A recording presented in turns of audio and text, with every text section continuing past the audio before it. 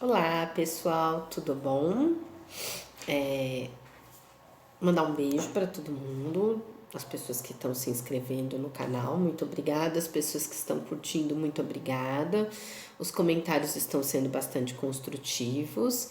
É, e eu estou aprendendo muito mais do que possivelmente eu estaria supostamente ensinando, porque a gente fala que é uma videoaula para poder passar por essa fase da quarentena sem que os nossos, primeiramente eram os nossos alunos, né, pudessem, ficassem sem nenhum conteúdo. Mas tá vindo pessoas de outros lugares, enfim, de outras áreas que estão apreciando. Eu não sou youtuber, né? Então eu só venho aqui, dou a aula, mas o pessoal fala que tem que curtir, tem que dar joinha, tem que se inscrever. Eu recebi um comentário sobre isso. Mas, enfim, é isso. Espero que todo mundo esteja aproveitando. Hoje eu tô com rinite, tá? Que eu fui mexer. Vocês veem que eu tô no estúdio, tô na minha sala aqui no estúdio. E eu fui mexendo umas coisas no armário do estúdio e tinha poeira, rinite.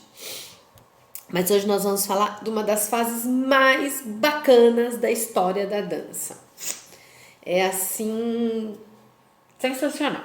Que é, bem, nós viemos lá, história da dança, começamos, depois fomos para Nover e agora nós estamos exatamente no pós, né? Vocês veem que as coisas são todas ligadinhas, né? Nós estávamos vindo desde lá do século XIV e agora nós chegamos no século XIX, né? Passamos pelo século XVI, pelo XVIII, com a questão do Nover no XVIII.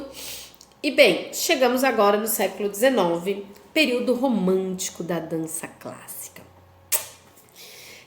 O que acontece? O século XIX ele já estava muito tumultuado, por quê? Porque nós estávamos passando pela Revolução Industrial, estávamos pós-Revolução Francesa, então a Revolução Industrial, por exemplo, teve a questão de aumento de meio de produção, especialização de mão de obra, e a Revolução Francesa veio com a questão da sociedade, da luta por uma sociedade mais harmônica. Foi a primeira vez que nós tivemos um embrião da Carta dos Direitos Humanos, que vem só no século XX, mas aqui no século a gente teve a Declaração dos Direitos do Homem e do Cidadão. E como não poderia deixar de ser, eu sempre falo para os meus alunos, gente, balé, não adianta você vir aqui ficar fazendo tanto de play se você não entender. Que a arte, ela nada mais é, a arte eu falo a música, a dança, o teatro, a escultura, a pintura, hoje em dia o cinema, nada mais é do que uma expressão do que está acontecendo naquela sociedade. E cada sociedade ela é severamente afetada pela sua geografia, pelo tipo de alimentação que tem, pela sua condição econômica, pela sua raça, né? Pela sua religiosidade. São questões, por isso que geografia é tão importante para quem estuda dança. E aí, nesse começo do século XIX, nós temos uma sociedade que está em ebulição. E o que acontece? Lembra que antes eram os nobres que estavam na dança, lá atrás, tinha a questão dos feudos, o pessoal do feudalismo. Só que começou a ter um movimento onde os burgos, onde ficavam os burgueses, começaram a se sobressair.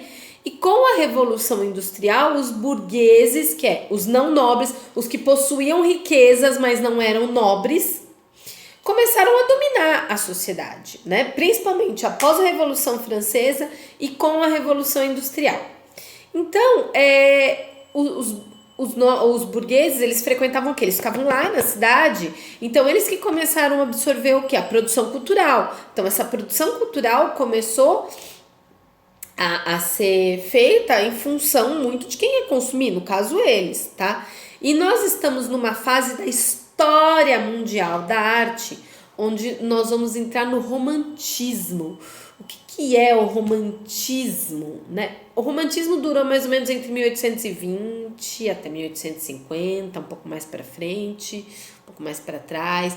O romantismo foi uma coisa que atuou na escultura, na pintura, no teatro, na ópera, na música, afetou a toda, é um movimento que atuou em todos os segmentos da arte, ok?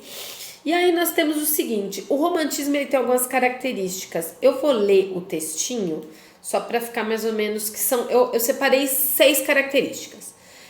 Primeiro, o cultivo da emoção, da fantasia, do sonho, a evasão para o mundo dos exóticos, onde podia se fantasiar e imaginar, trazendo para o balé.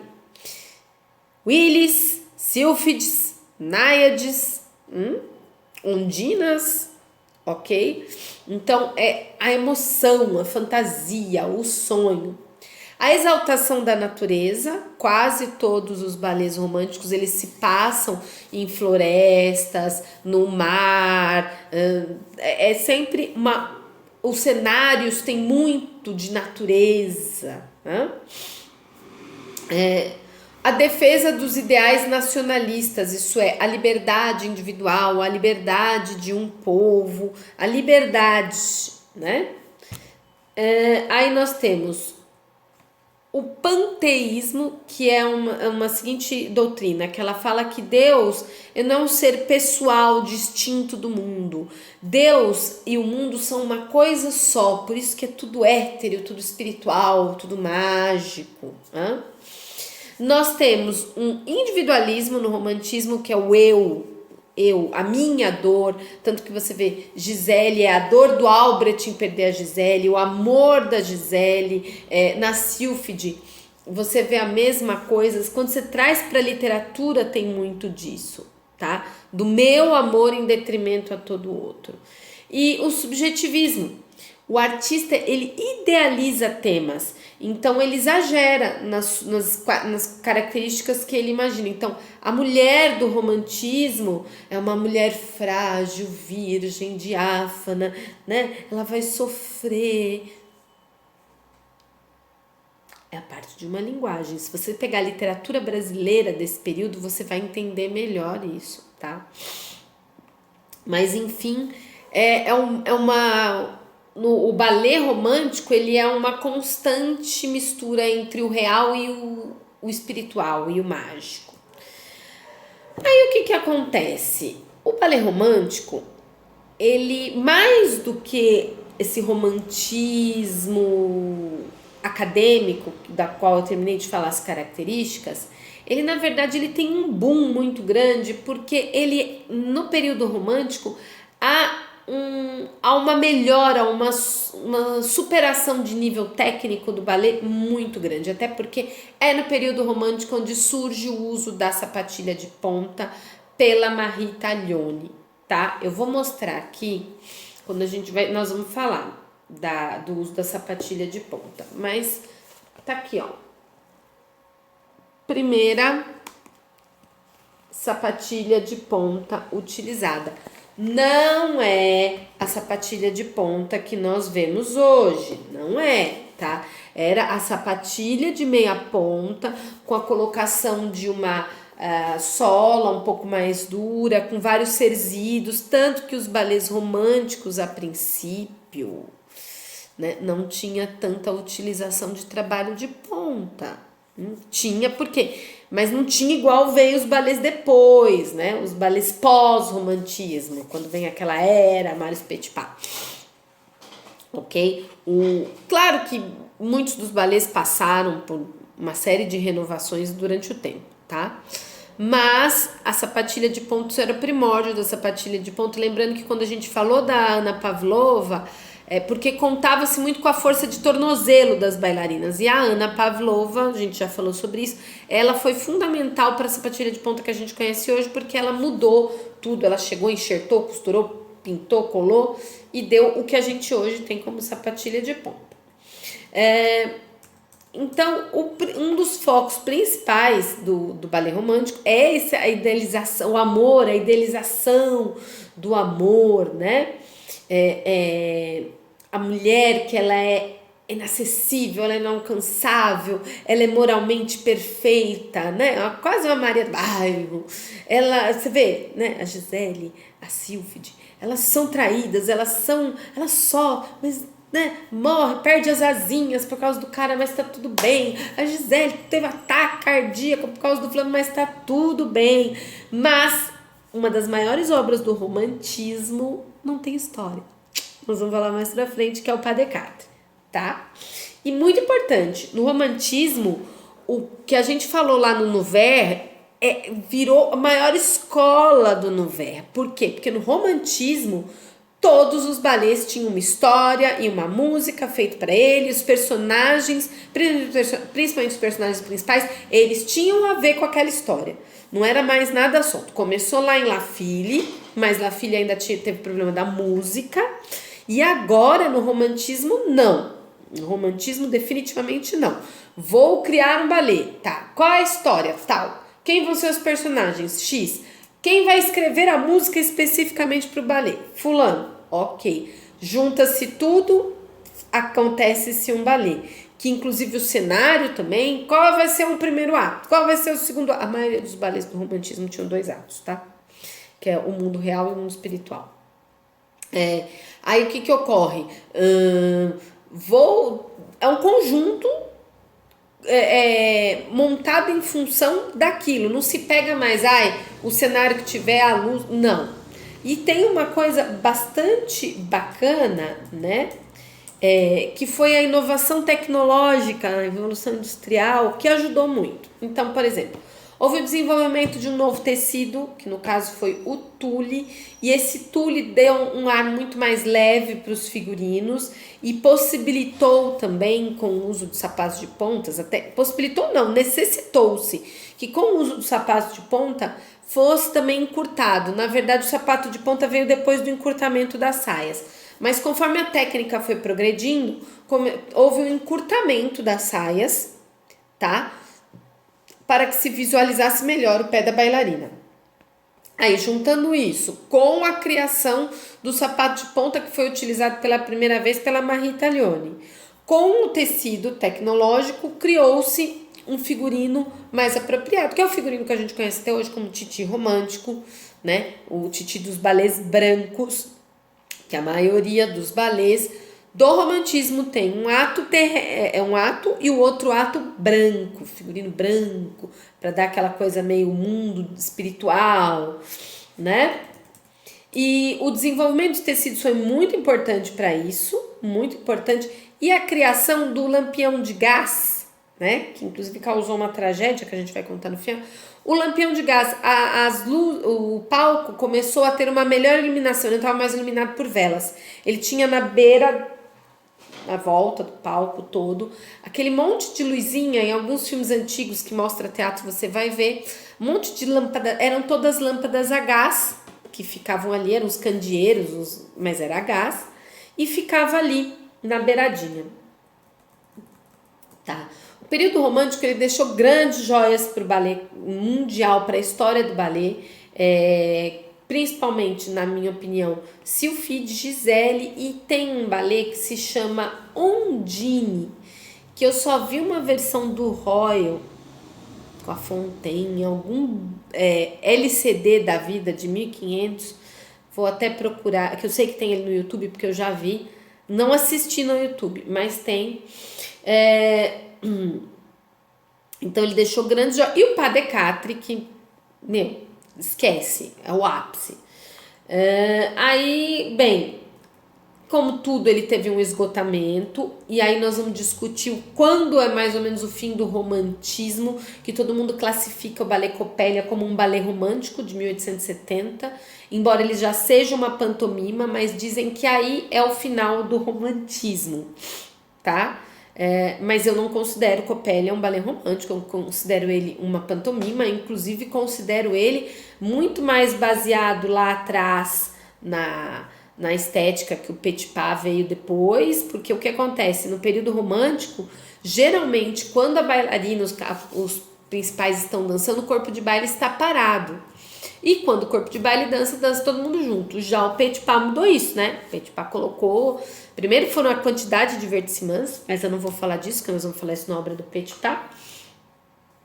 Segundo que Coppelia, pra mim, já tá bem mais... Coppelia é o fim. papel de romântico ele não tem nada, do ideal romântico ele não tem nada.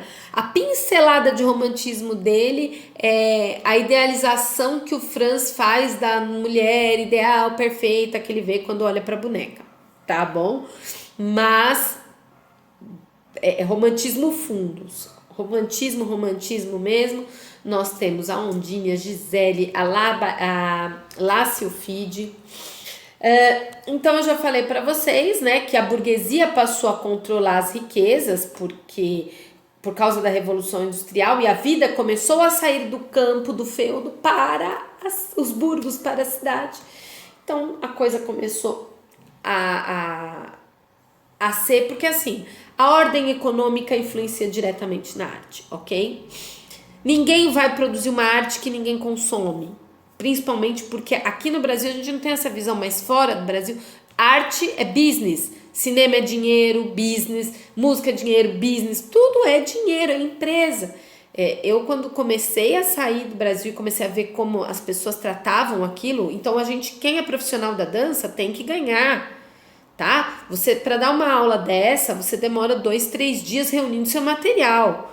E esse conhecimento não veio da tua cabeça. Você vai dançar um balé, você passou no mínimo 5, 6 meses ali ensaiando. Então, é profissão, é arte, é profissão, é negócio, é business. E aí, como era business, vamos fazer o que a burguesia quer ver, o que a burguesia quer assistir.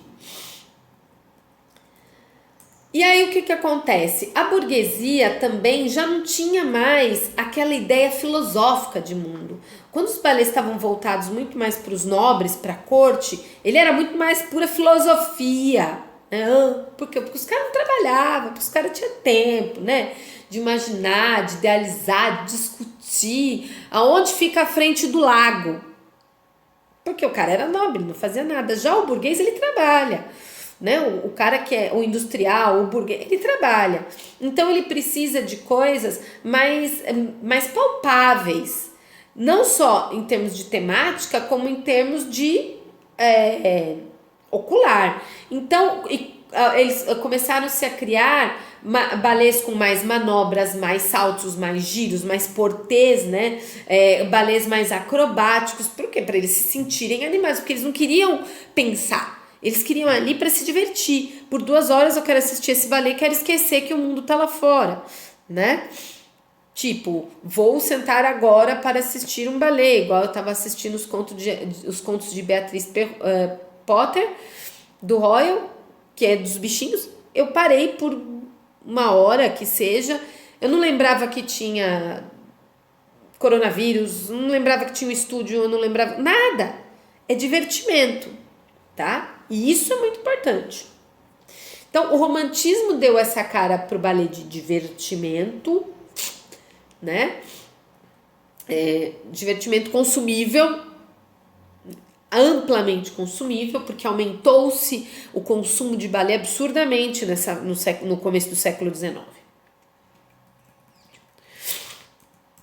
O que ocorre?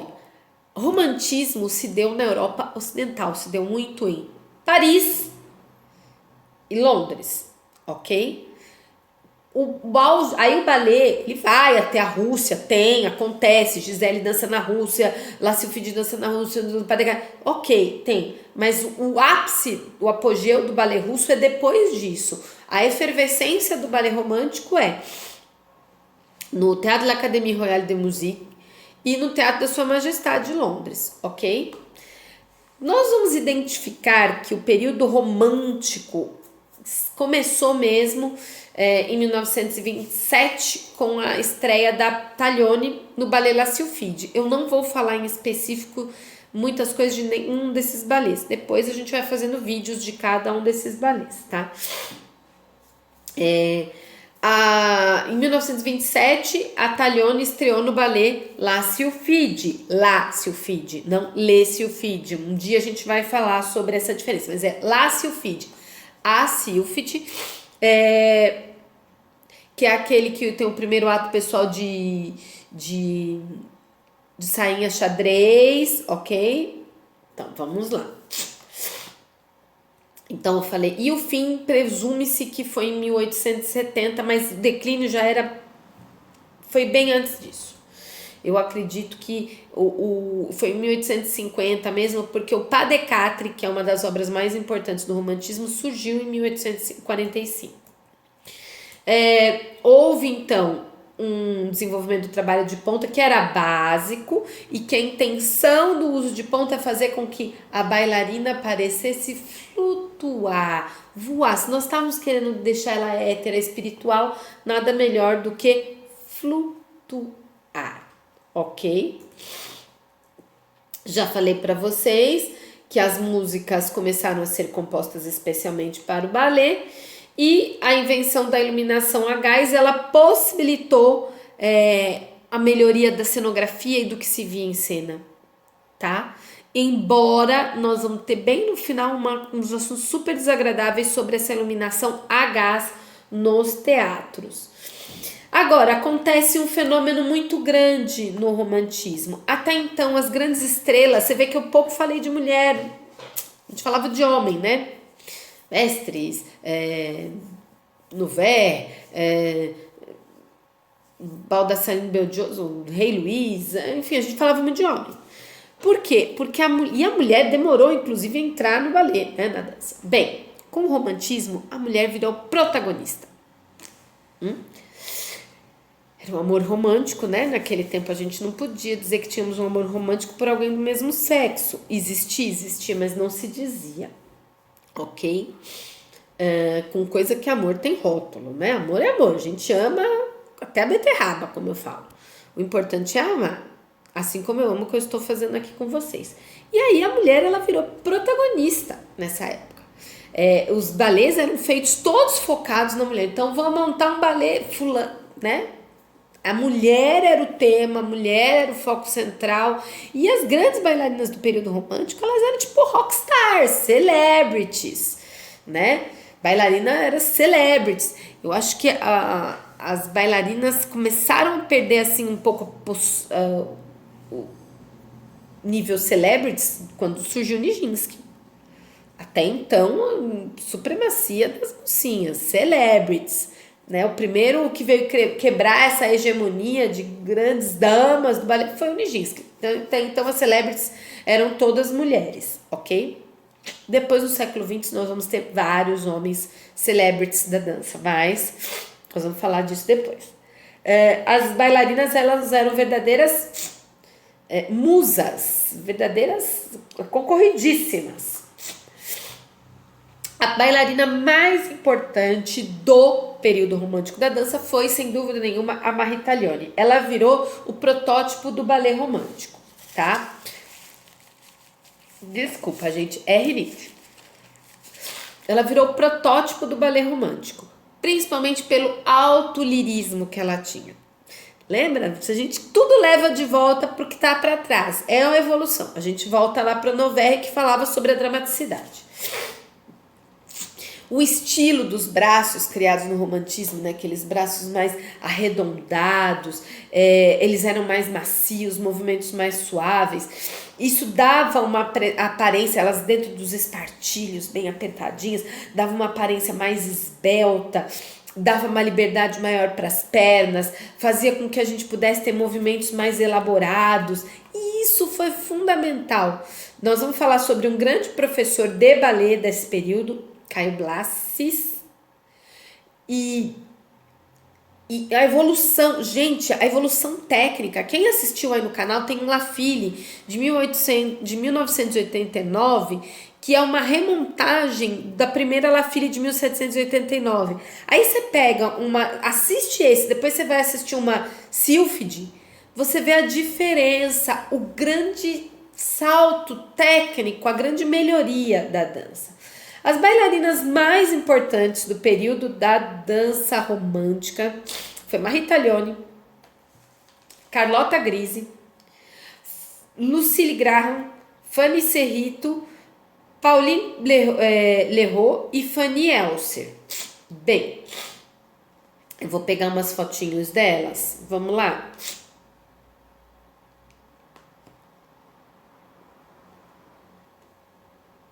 Aqui são as três grandes damas do romantismo, tá? Fanny Elser,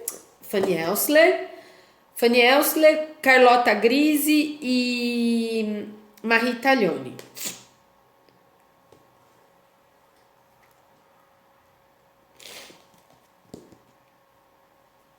Vamos lá. Vou passar rapidinho aqui por elas, ó.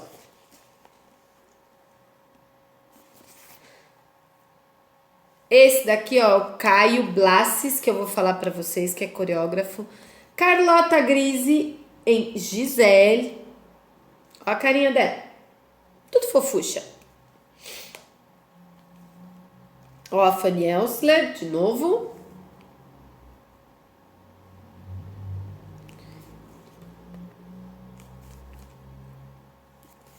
Taglioni, eu consegui uma coisa bem legal. Olha a Taglioni quando ela era velhinha já.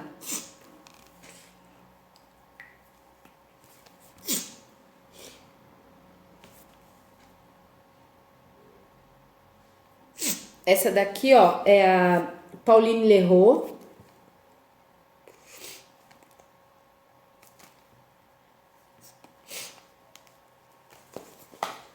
Bem, então as fotinhas para vocês verem os shapes das mocinhas.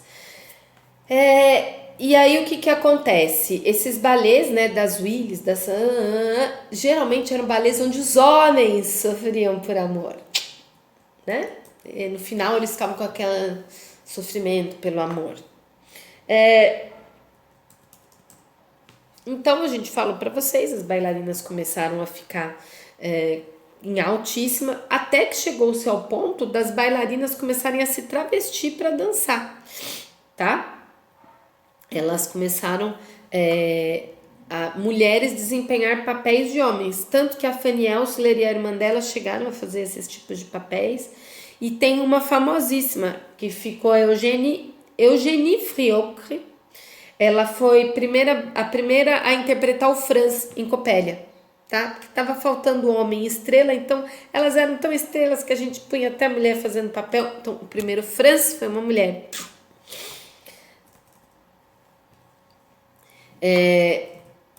Já falamos sobre os vestidos, já falamos sobre a iluminação a gás, e essa iluminação era muito importante porque ela fazia com que a iluminação, principalmente de baixo para cima, você ficava com da beirada da saia para cima iluminado, e ela só, a bailarina na ponta dos pés, dava a impressão de que ela voava, porque era esse era o intuito, tá?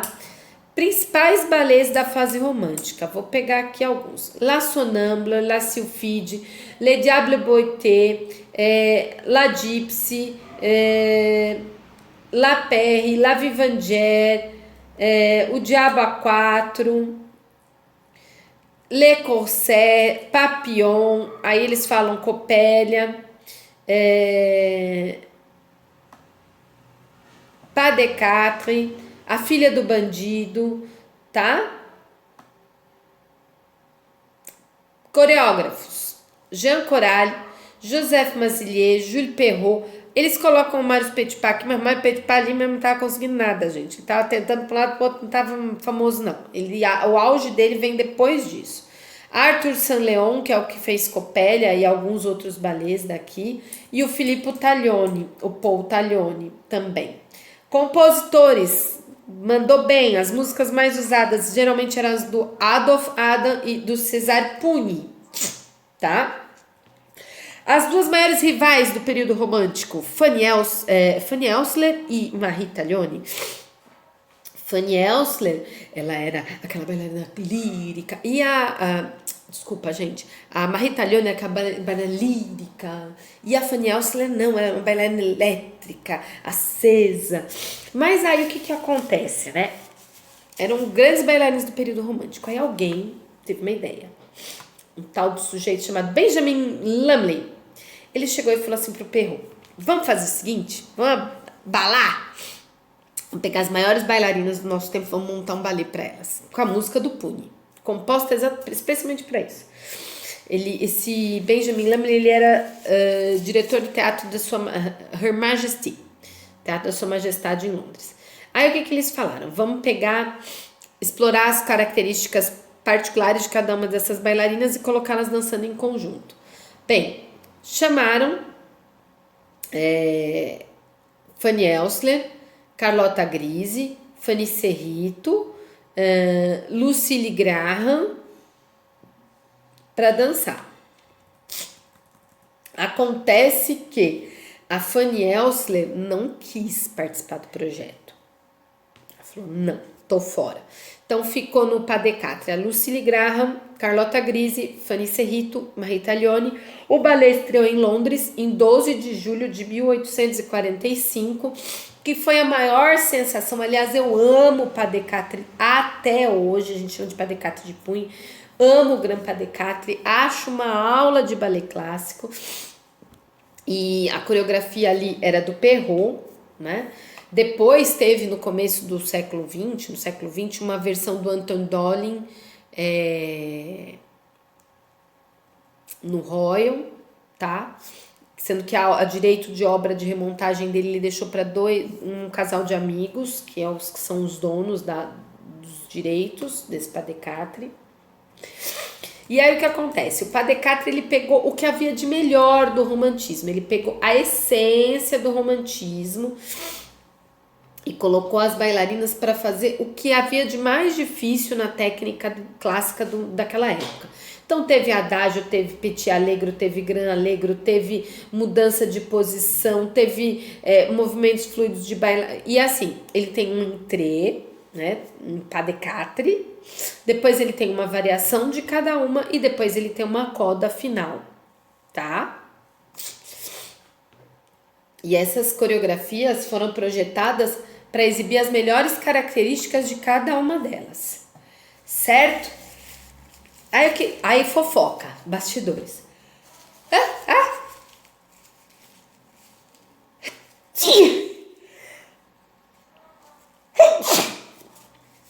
Fofoca, vai na íntegra, sem corte, para vocês verem o que é mexer no figurino. Inclusive foi em titi branco, que eu peguei os titis românticos do estúdio para tomar um ar.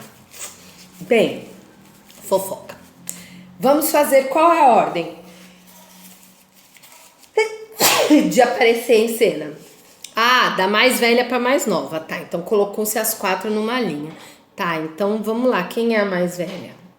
Bailarina, celebrities, ego lá em cima, quem era a mais velha?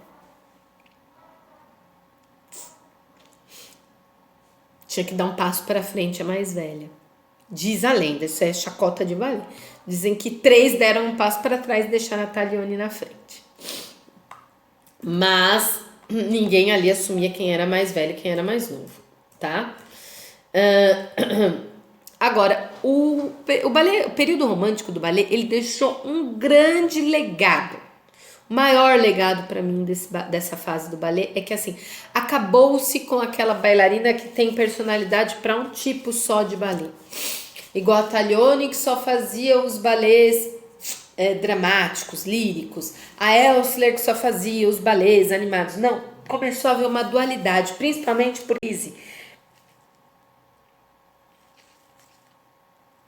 A Carlota Grise, que foi a pessoa para quem foi criado o balé Giselle, ela conseguia unir o melhor dos dois mundos. Ela era maravilhosa quando ela tinha que ser brilhante, que é no caso do primeiro ato de Giselle, e ela também era muito boa quando ela teve que ser lírica no segundo ato. Então isso ficou um legado para as bailarinas, de que você não pode ser uma bailarina, óbvio que vai ter o que cabe melhor para você, óbvio, mas você tem que saber fazer as duas coisas. Na verdade, hoje em dia a gente está num diálogo muito maior. O bailarino ele tem que saber balé moderno, balé contemporâneo, balé clássico, né? Por quê? Porque você é um intérprete. Você é o material de um artista que vai trabalhar, o coreógrafo. Você é a mão de obra, a matéria-prima dele, da mão de obra dele. Né? A matéria-prima é você. Então, o grande legado foi isso, que as bailarinas começaram a ter que saber interpretar e desfilar por vários ambientes, não só um ambiente de interpretação. Já falamos sobre Coppelia, que muitos dizem que é o final do romantismo. Eu acho que é o final do romantismo fundos, é só assistir Coppelia para você ver. E aí o que acontece? Para mim, o século XIX teve dois momentos muito importantes, que foi esse romantismo e depois a Era Marius Petipa lá na Rússia, tá? Aí nós temos o seguinte, alguns dados. A era romântica do ballet, ela produziu grandes bailarinas, mas embora tenha a efervescência acontecido também em Londres, entre Paris e Londres, a Inglaterra não conseguiu produzir nenhuma grande diva nesse mercado bailarinístico. Agora, existe uma história bem legal, que é o seguinte, teve uma bailarina inglesa chamada Clara Webster, teve duas que morreram nessa situação, mas eu vou falar da primeira. Clara Webster nasceu em 1821, viveu até 1844, e ela era considerada a mais promissora estrela do ballet britânico, tá? Ela era maravilhosa o bastante para desafiar o quê? A supremacia das bailarinas francesas ou italianas, né? Taglioni. Aí o que acontece? Em 1844 ela estava dançando um ballet chamado A Revolta do Harém, no Drury Lane, quando o vestido dela, romântico, longo, tule, passou por uma das chamas dos lampiõezinhos lá e pegou fogo no óleo do lampião lá de gás. E ela começou a pegar fogo em cena. O vestido dela começou a pegar fogo em questão de segundos. E aí ninguém achava balde com água para jogar em cima dela. Não tinham baldes nas coxias, não tinha extintor de incêndio, né, naquele tempo. Enfim, não teve, ninguém conseguiu. Até que um dos ajudantes de palco se jogou em cima dela para abafar. Só que o que acontece?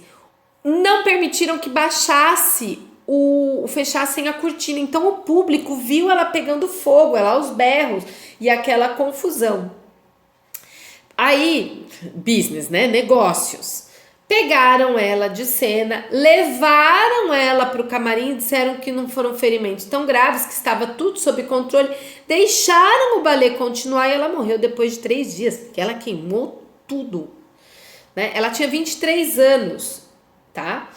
Então, ela morreu queimada em cena. Teve uma outra bailarina também que passou por isso, só que depois desse acontecimento, o que começou a ter? As bailarinas tinham que assinar um contrato dizendo que não se importava, porque criou-se um tule menos inflamável. Só que ele não era tão hétero, tão maravilhoso quanto esses que estavam usando.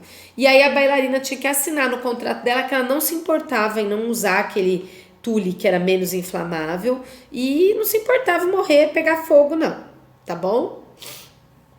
Depois eu vou trazer um episódio falando sobre isso. Mas eu tenho foto dela, inclusive coloquei aí já. A Clara Webster, ela morreu em cena, pegou fogo no vestido, pegou fogo nela. Outro detalhe curioso, né? Lá no período romântico, o grande professor de balé da época era o Caio Blassis. Ele é nascido em 1797 e morreu em 1878. Ele era italiano, nascido em Nápoles, e ele tinha as aulas mais rigorosas. Dizem que a grande evolução da técnica do balé foi em função das aulas dele.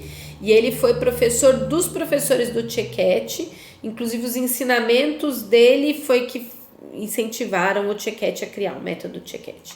Mas ele dava uma barra que continha 48 pliés, 128 grand battements, 96 petit battement tendus, 128 rondes à terre com 128 rondes en l'air, 64 petit battements sur le coup de pied lentos e depois 120 petit battements sur le coup de pied rápidos. Tenta fazer essa barra e me conta depois, tá? Tenta. Então aqui nós falamos do período romântico, mais um detalhezinho que eu acho que eu já falei, que enquanto os primeiros bailarinos dançavam no período romântico, o corpo de baile não se mexia. E que isso foi modificado com o Marius Petipa. Principalmente quando você for assistir Bayadère, você vai ver isso, tá? Aqui nós estamos falando sobre o período romântico. Espero que vocês tenham gostado. Deixem comentários, pode mandar no Instagram, no Facebook, na barra de comentários do YouTube, para deixar o joinha. Espero que vocês tenham gostado. E depois dessa fase, episódio 3 da história da dança, iremos para o balé na Rússia, Marius Petipa Filins. Espero que vocês tenham gostado. Super beijo!